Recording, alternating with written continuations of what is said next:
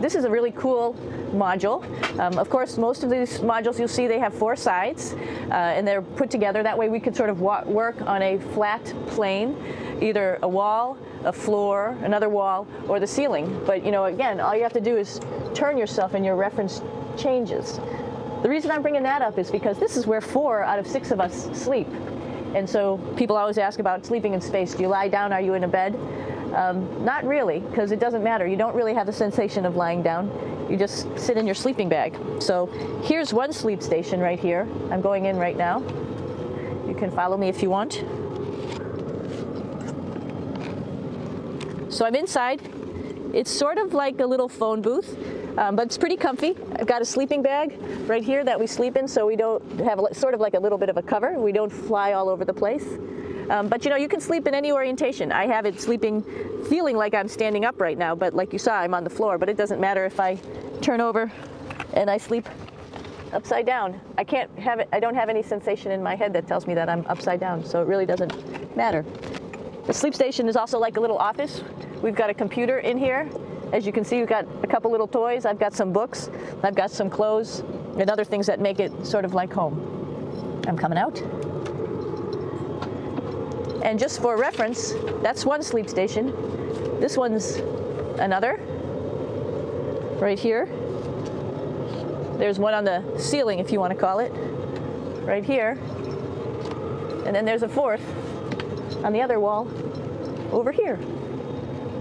So all of us sleep in a little bit of a circle. All right, come on back. There's more to show you. I know that there's some questions about how to use the bathroom and how do you actually live in space like normal, like at home. I mentioned real quickly about getting up in the morning and brushing your teeth and washing your face. Well, how do you do that? Well, here is the bathroom, essentially. You get up in the morning and we have a little kit, and it has all the essential things that you need, like your toothbrush and toothpaste and brush. See how much better the brush makes my hair look? I'm just joking. It still stands up straight. It doesn't matter where you are. It's always going to stand up straight while you're up in space. A lot of people ask about toothbrush and toothpaste.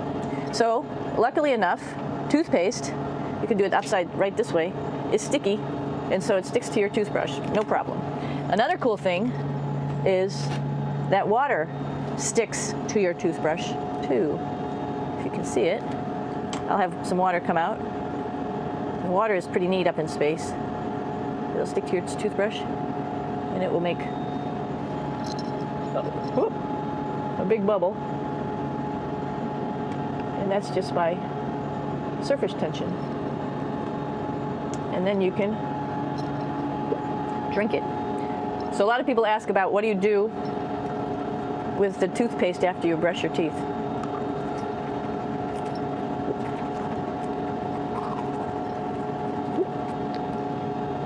Two options. Swallow it, and it's sort of like mouthwash, but it tastes a little gross.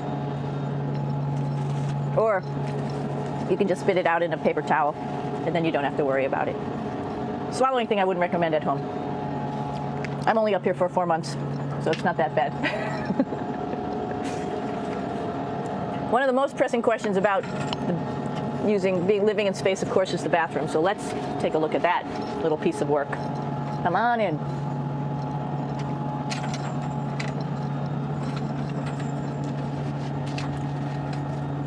Here we are at the throne. This is awesome. You might see the little, you might have noticed the little moon on the outside.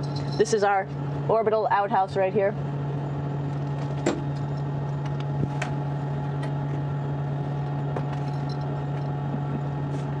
And of course, it serves for 2 functions. Number 2, right here. I'll show you. But you see it's pretty small, so you have to have pretty good aim, and you be ready to make sure things get let go the right direction. And it smells a little bit, so I'm closing it up. And that's, of course, for number 2. And this guy right here is for number 1. So there's sort of 2 slightly separate functions, but you can do a little, essentially both, by hanging on right here and doing number 1 and number 2. I might add it's color-coded, so you really don't get it mixed up, which is nice. This is yellows for number 1.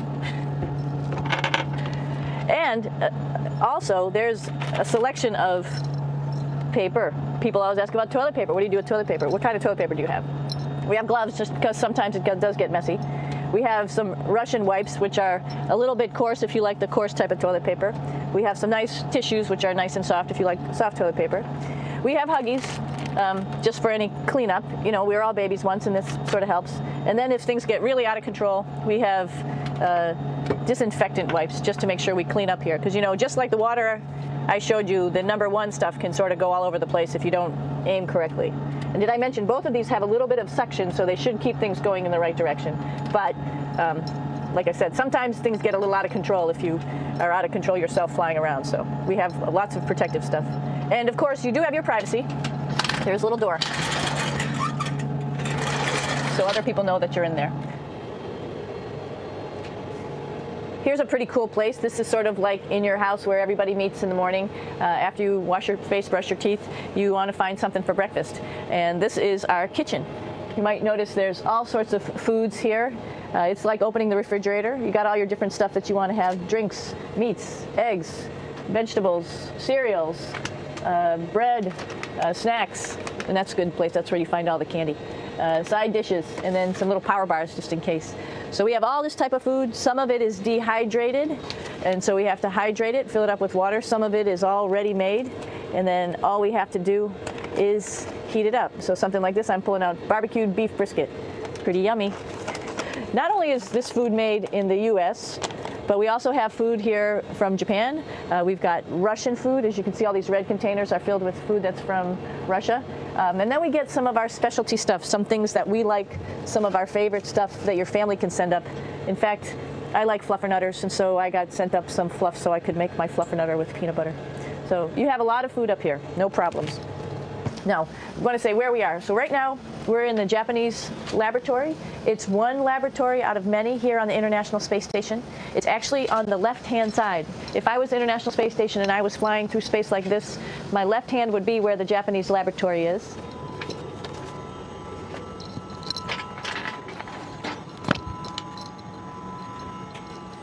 So now again, we're on the right-hand side, all the way on the right of the International Space Station.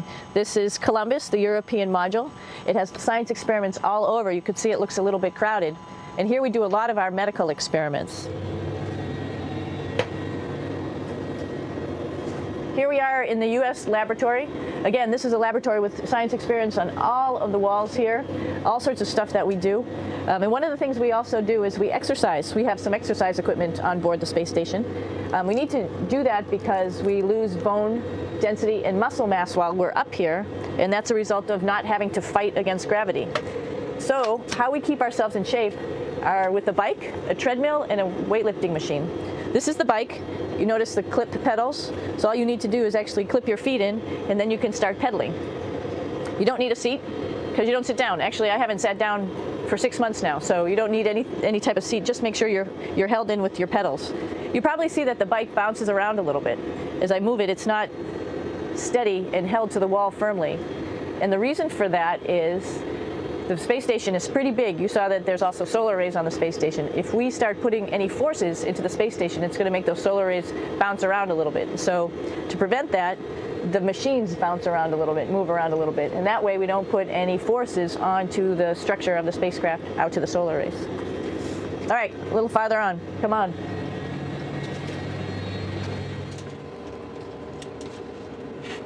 I'm here with my two buddies in the airlock.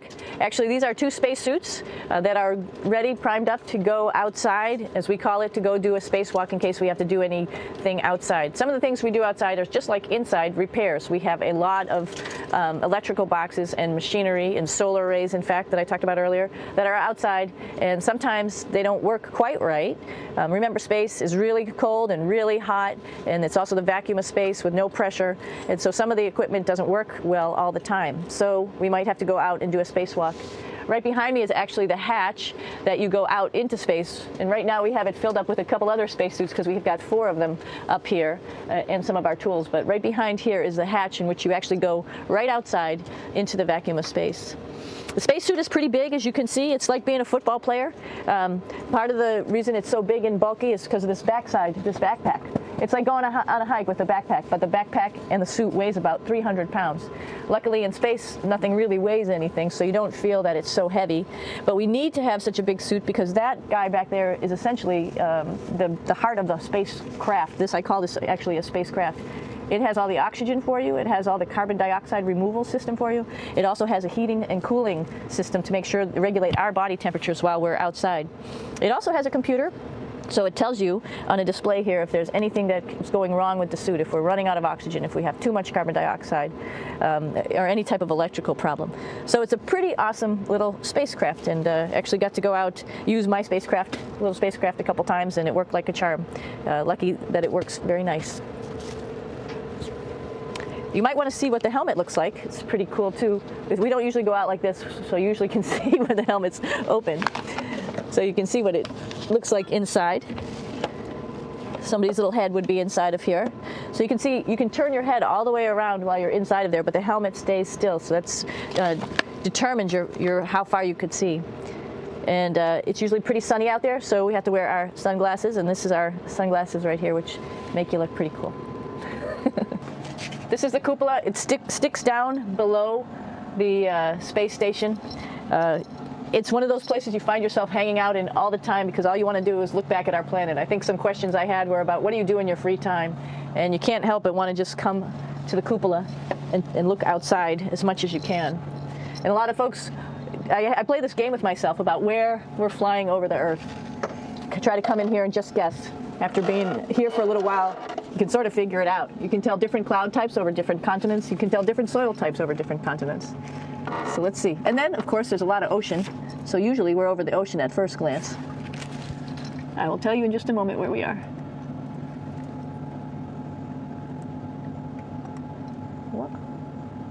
There we go. So right now we are right over Africa. It's a little bit cloudy, as you can tell. So we're right over the continent of Africa. Hey, what's that? I think that's a Soyuz spacecraft. That's the spacecraft that's taken us home to planet Earth today. Oh my gosh, we might have to go take a look at that. That's pretty cool. It's a little bit smaller than the rest of the spacecraft, the space station, so you'll see if we go there, it'll be a little bit more cramped. But we're going, you can look all the way back to the back of the spacecraft, which is where the Russian segment is, and then you could look all the way forward to the front of the spacecraft, where the Japanese laboratory, the European laboratory, and the American laboratory are, and then back to the solar arrays where we started this morning when we were looking out the Japanese window.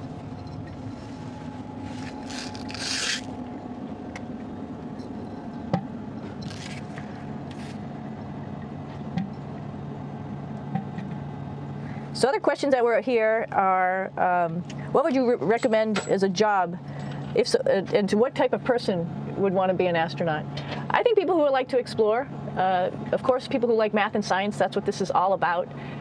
We have people in the office who are doctors, teachers, veterinarians, engineers, pilots. So all sorts of people become astronauts. And I think if you see, it's just sort of cool. So I think people who like to do a little adventure and like to do cool stuff probably usually become astronauts. Hey, one thing I didn't show you, or I talked about but I didn't show you, was the exercise, another piece of exercise device, which is the advanced resistive exercise, and that's what this is right here. This is ARED. And you could probably see this bar. Let me just do a little bit of maneuvering here. Stand by. You have to set it up just like at any other gym.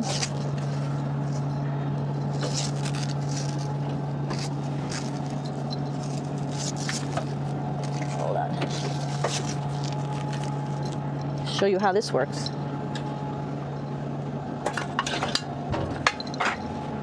So you can see you can change your attitude just by going from one module to the next, going up from the cupola down here. This is what we call the ARED. And with this, you can lift weights based on vacuum in these cylinders, just like you do at home at a gym. For example, if I wanted to do a squat, I could do it like this. Oops. I should need some weight on this thing. I'm not lifting with anything, so it's too easy. One of the cool things you could do things that you can't do at home. For example, single leg squats with just one leg, because the other leg, you won't fall over. So all sorts of stuff. You can also do bench press. We have a bench that we could add on here, so you can work on your beach muscles.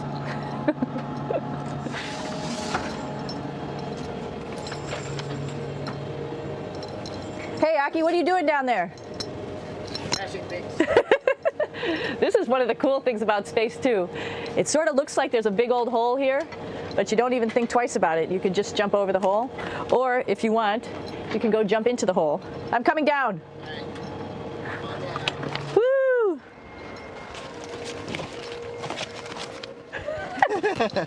Then you can come right back up again, like Superman. Woo!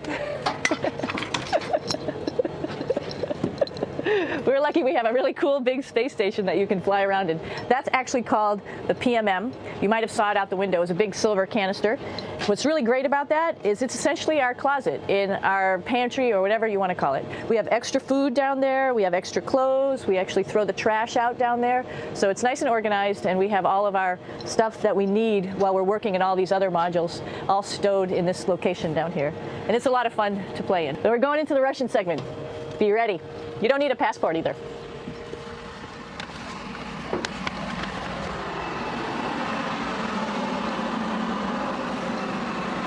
It goes a lot farther back than this. We'll go take a trip and say hello to the boys down there in just a minute. Well, let's do that first, actually, and then we'll go down to the Soyuz at the very end. This is Yevgeny. Hi. Doing a little tour.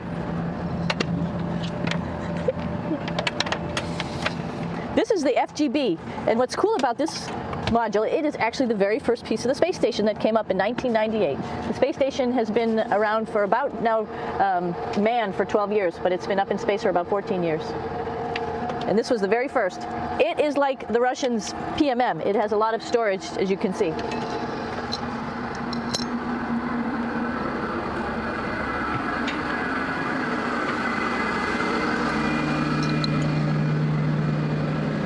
Можно? Снимаем.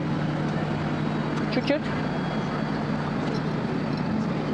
So here we are in the heart of the space station, really. This is the service module. This is the central post. In case we had any problems, I know a couple of the questions were about what type of things do you have to worry about. And some of the things we have to worry about in space are fire. If we had a fire, if we had a depressurization, like we were hit by a micrometeorite and it made a hole, or if we had some type of toxic atmosphere. We use ammonia for our radiator, so there is a possibility that ammonia could come into the vehicle, and then it would be bad for all of us. If we have any of those problems, we come right here, which we call the central post. It is the main heart of the space station. It was also the first computers that came up here that ran the space station. And so behind this wall right here are these main computers. So we gather here as a group of 3 or 6 and then figure out how we're going to either fight the fire, patch the hole, or solve the toxic spill. And what's cool about this module, of course, it's the central post. It also has great windows right down toward Earth. It has controls to fly in visiting spacecraft if they need some assistance right here. It has Russian computers as well as American computers to help us control anything we need to on the space station. It's a couple of our crewmates back there, Oleg Novinsky on the right and Yuri Malenchenko on the left. And there's also a second bathroom here, which is really cool because 6 of us going to one bathroom is really tough. And so there's one bathroom here and one bathroom on the other side where I showed you. And you can probably see on the wall behind Oleg and Yuri some of the heroes of the space program. Sergei Korolev, who was a chief designer of putting men into space, and of course on the right-hand side, Yuri Gagarin, the first man to go into space. So just reminds us of our roots. Yuri, what are you doing? Что делать? Coffee. Making coffee? Yeah. Oh. Black coffee. Yeah. Looks good. Okay. Спасибо. Hello. We're going to check out our Soyuz real quick. Make sure it's ready to go. All right, back to the Soyuz.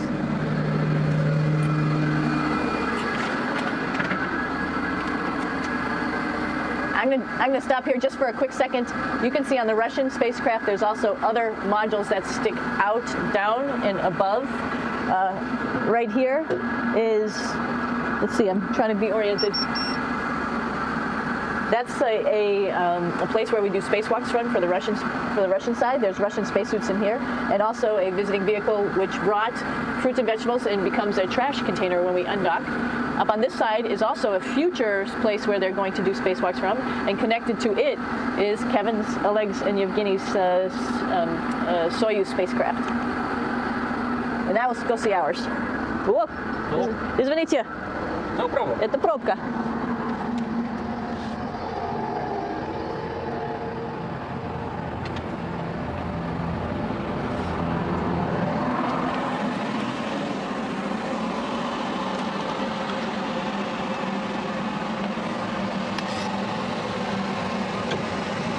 Coming down.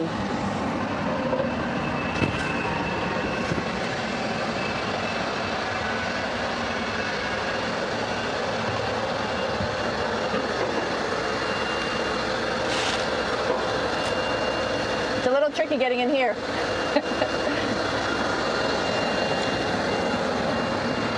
This is the docking probe right here, this big thing. This helps us connect to the spacecraft. This probe actually sticks into this cone, and that's how the spacecraft, our Soyuz, becomes connected to the ISS initially. That is then replaced by clamps, which are around here, that will allow the two spacecraft to be stuck together. And then you can remove the probe in the cone.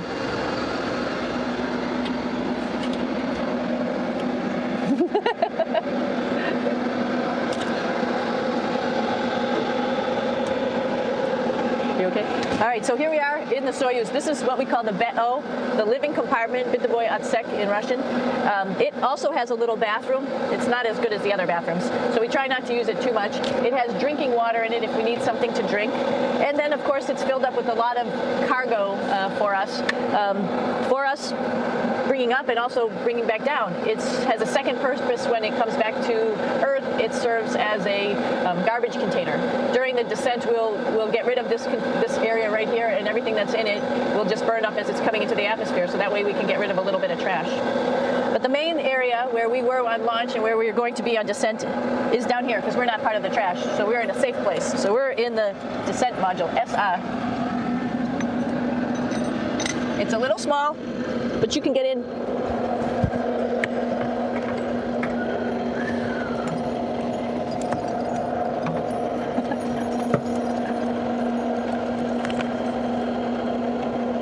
Not sure how well you could see in here. Hold on for a second. I'm going to turn it up this way, just so you could see the hatch and you can see Kevin. It's a little bit small, but we'll come in and show you around. You coming in? Probably not. Okay.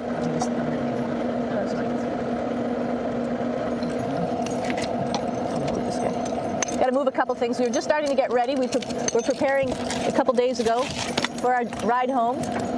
It's a little bit squishy, but everybody asks, how do you sit in the Soyuz? And you sort of sit in your seat like this. The seat is molded to your body, and so you can just sort of squish in here and be pretty relaxed. Everybody has a handmade seat for them. And then, of course, there's a control panel, and that's where we do most of our actions and work right here. There's hand controllers, which you can fly the vehicle with, and there's a stick right here, primarily used for communications when we're trying to talk to the ground. So 3 of us fit in here. Like I said, it's a little squishy, but somehow it seems like we all managed to get in here and fit pretty well, and it's a pretty safe ride home. You're probably wondering, what's all this junk behind us?